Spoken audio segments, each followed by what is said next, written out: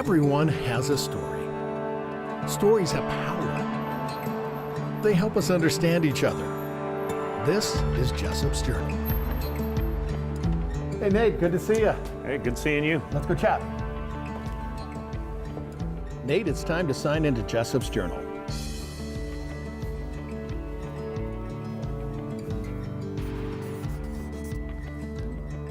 Hi, I'm Doug Jessop. In today's episode of Jessop's Journal, I have Nate Jones with me.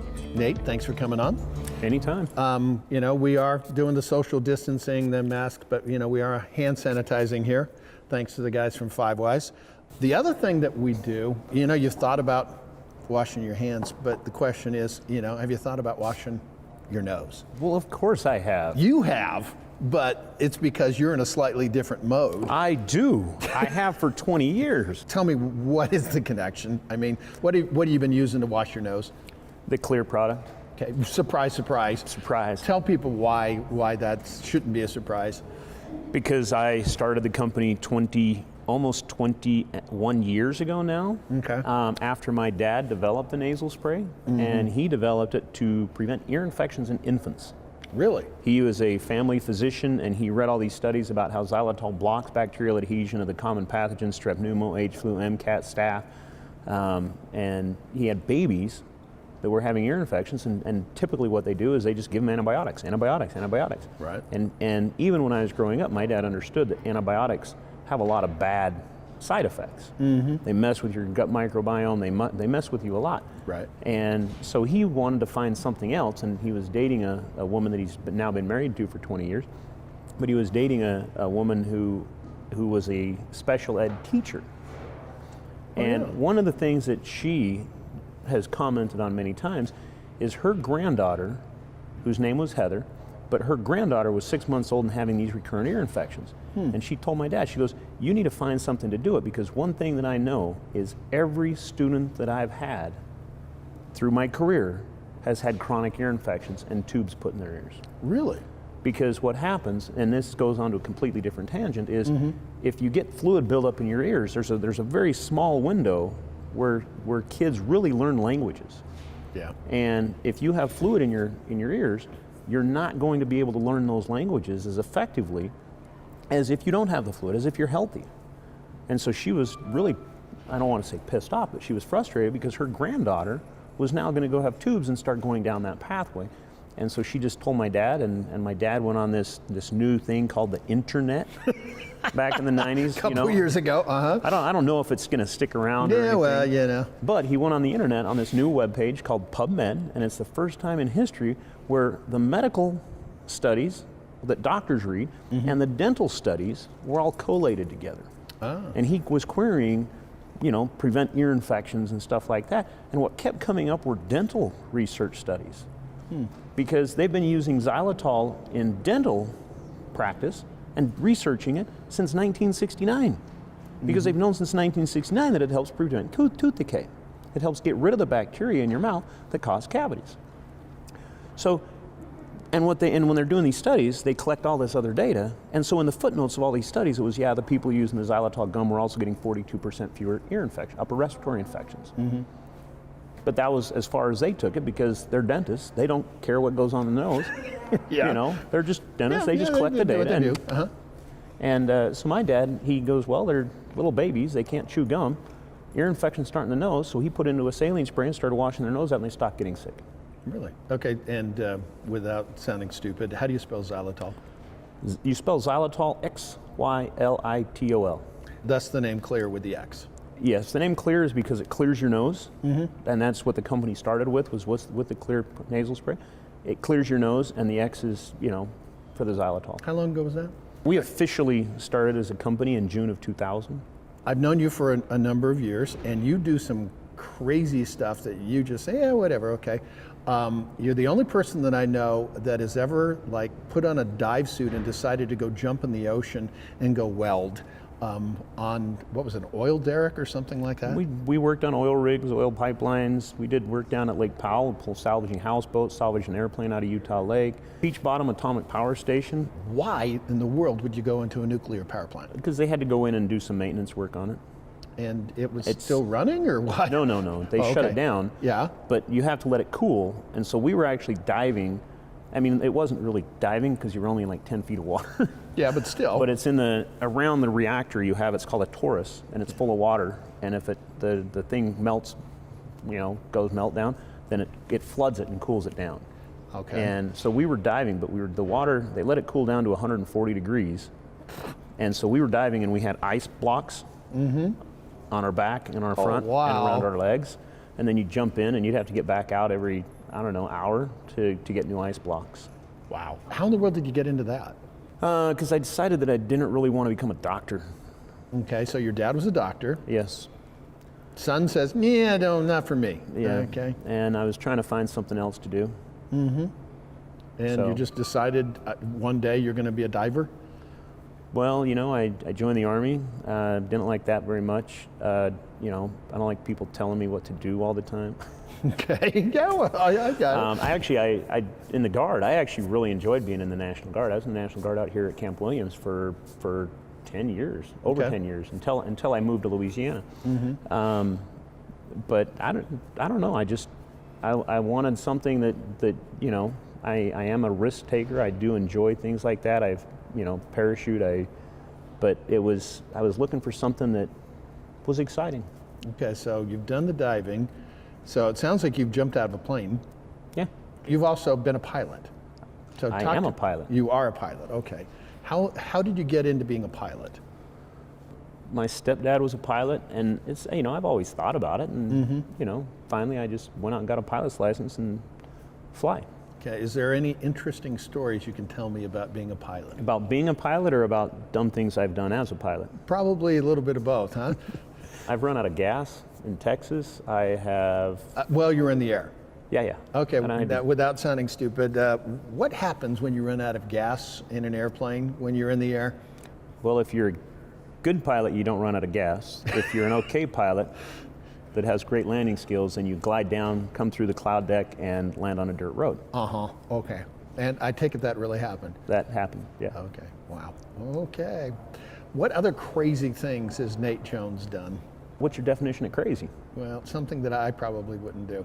Then Then again, I'd probably just do just about everything. I flew a MiG in Australia. Whoa, okay, you got to tell me about that. I just went out and had a guy, you give him some money and they take you up and let you go fly in a MiG. And it was actually probably the best 45 minutes of my life, because it is a completely different experience than flying a regular airplane. Because he takes off and he's flying and he just cruises 500 feet off the water, and then he goes, and he shoots straight up, and you're like, Yeah. Were you in a G suit or anything? Or? No. GSA? They had a little compression suit, but he flies up and does a couple barrel rolls and a couple loops, and he goes, "You're a pilot. It's your stick." And you just start, and it is the responsiveness of those fighter aircrafts is amazing. Wow. Okay, now I'm going to switch gears a little bit. So you're a thrill seeker, and I think a lot of entrepreneurs tend to be thrill seekers, because you've got that risk thing. But one of the big things, you've helped introduce me to some really, really cool guys. One was this doctor by the name of Gustavo Ferrer. I mean, the guy ends up, being raised in Cuba.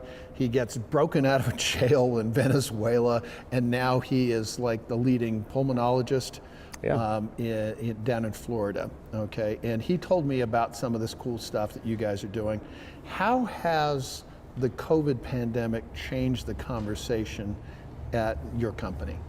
It hasn't really changed the conversation, because what we have known for 20 years is that xylitol blocks bacterial adhesion. And so we go out to a lot of medical conventions, we talk to doctors, we educate them. It's a hygiene tool, and so it is an education process, because doctors aren't really taught to think in the way of hygiene. They're taught drugs.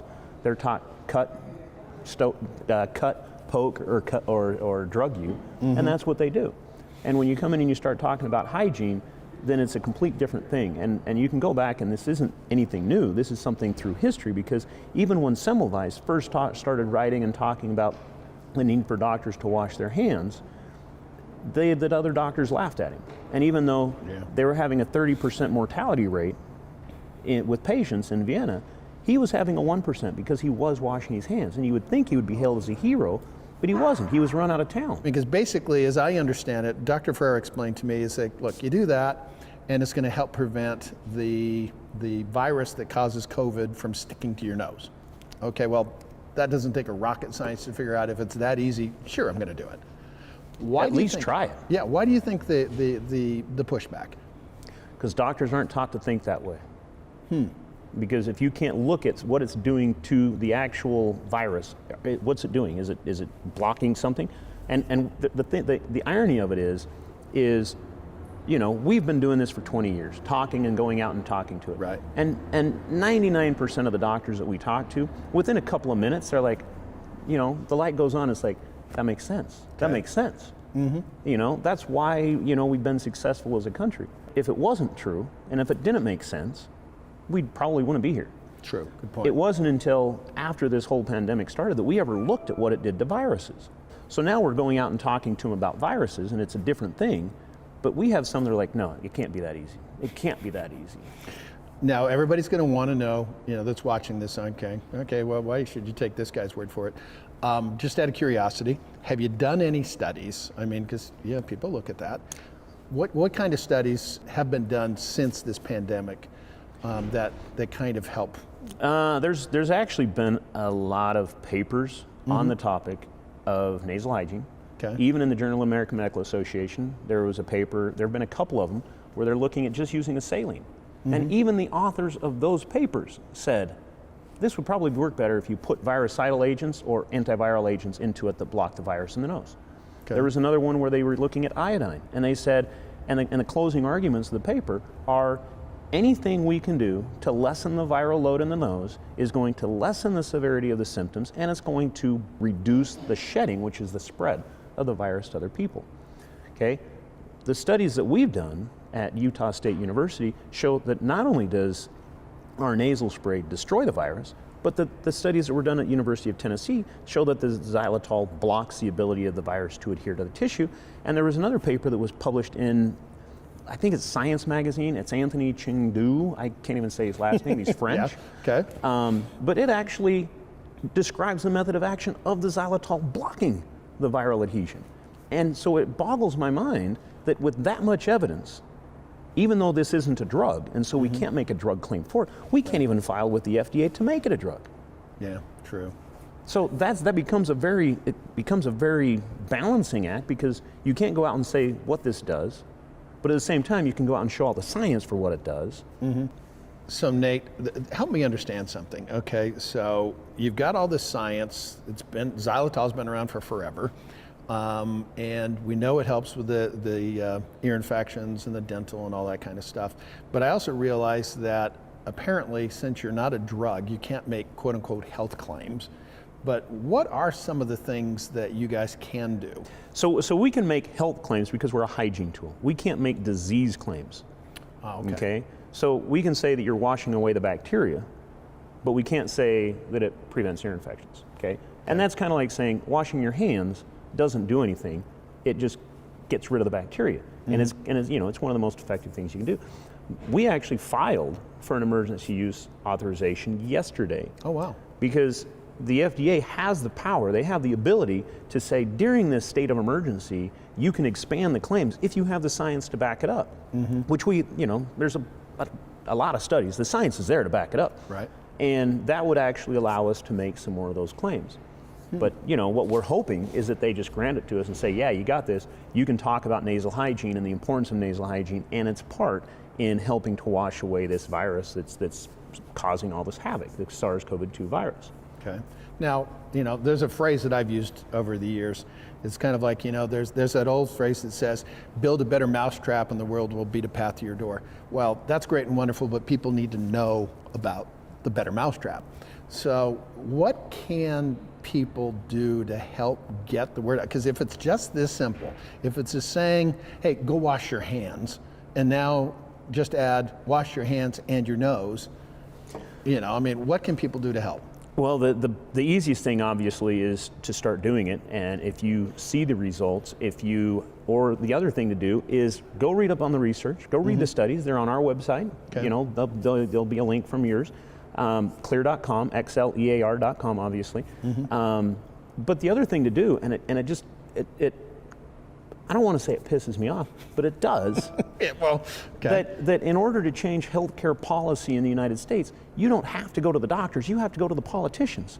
Because healthcare is so politicized that healthcare, you want something done, we go out and we educate doctors, and the doctors say, well, is it FDA? Is it FDA approved? Well, it's not a drug. Well, is it FDA approved? No, it's not a drug. It's a cosmetic, it washes. Oh, well, and so it takes a couple minutes to get through that because they're so trained that if the FDA doesn't approve it, if the government doesn't approve it, then they shouldn't do anything with it. Well, and I realize this is just my opinion, and I get to say it because it's me. But I'm pretty sure that your nose does not know if you're leaning or right leaning. I could be wrong, but one of the things that we've talked about, and you told me a story about this, and there was some lady, I don't know if it was radio, TV or something, that was talking about, okay, all the stuff that you should or should not put up your nose. I mean, because that's the other thing we do have to be careful about. It's like, okay, they did this iodine study. I'm pretty sure that does not sound like real fun. I mean, I know alcohol is great to be, washing your hands, but you sure as heck better not be putting it up your nose. What is safe and what's not safe? When it comes to doing that thing? Well, I mean, safe is very relative. And the reason why I say that is, if I have COVID-19, then the idea of using a nasal spray with iodine is not a bad choice. Okay? But if I'm completely healthy, I'm not going to use it on a regular basis. Okay, because there are other issues. There's sensitivities to it. You have, thyroid, all these other health issues that could come about from it. But if I know that I have it, I'm going to use it for a couple of days and hopefully eradicate that. And that's what the research shows. It does. It works. Okay. But the difference with ours is you can use it. It's a hygiene tool. It's meant to be used every morning and every night, just like brushing your teeth, just like washing your hands, just like taking a shower. Okay. So as I understand it, xylitol is a sugar molecule. Exactly. Okay, but you don't want to refer to it as a sugar because you don't want people going out and mixing up table sugar and squirting it up their nose. Because if they do that, you're going to cause all kinds of infections. Because the 6 carbon sugars that we normally eat, glucose, sucrose, fructose, even sorbitol, mannitol, maltitol, they feed the bacteria that are not good for us. Okay, the symbiotic bacteria that we have, they eat those 6 carbon sugars. They don't eat the 5 carbon sugars. That's why xylitol works, is it's a 5 carbon sugar. Okay. Gotcha. So no, don't go spraying sugar up your nose. Use xylitol. Well, thanks for the chemistry lesson, because it's like, I don't know, I was just trying to figure that out. Yeah. So, and the other thing that people can do is, after they read up on it, write a letter to your congressman and say, why aren't we being told to use nasal sprays? Okay. It is such a simple concept, and it is absolutely appalling that our state epidemiologists across this country are not talking about it. It's appalling that the CDC isn't talking about it. It doesn't take rocket science to connect the dots. But the other thing we look at is dots are something that we make marks. This is called Jessop's journal. I make a lot of marks on my journal from Rustico, and they have a hashtag. And it's the question that I ask every single person, and it's kind of an esoteric question, but it's called Leave Your Mark. So, Nate Jones, how do you want to leave your mark? I always want to be part of the solution. That's it. Final words. You've been the shortest answer I've ever had, but it's good. Part of the solution. Well, Nate, I want to thank you for coming on to Jessop's Journal. And of course, we want to thank some other people. The guy over there, Ed, he's the guy that makes us look good, sounds good. Of course, we have the hand sanitizer and adult beverages from the folks at Five Wives. Rustico makes my journals. Taylor Cooperative helps me look good. And of course, JW Custom Hats. And yes, we'll give it, again, don't forget, it could be this simple, okay? Xlear nasal spray. Thank you very much for your support, and thank you very much for coming on. Here's the thing I want people to remember. Stories have power. They help us understand each other. With another entry into Jessop's Journal and Nate Jones, I'm Doug Jessop, ABC4 News.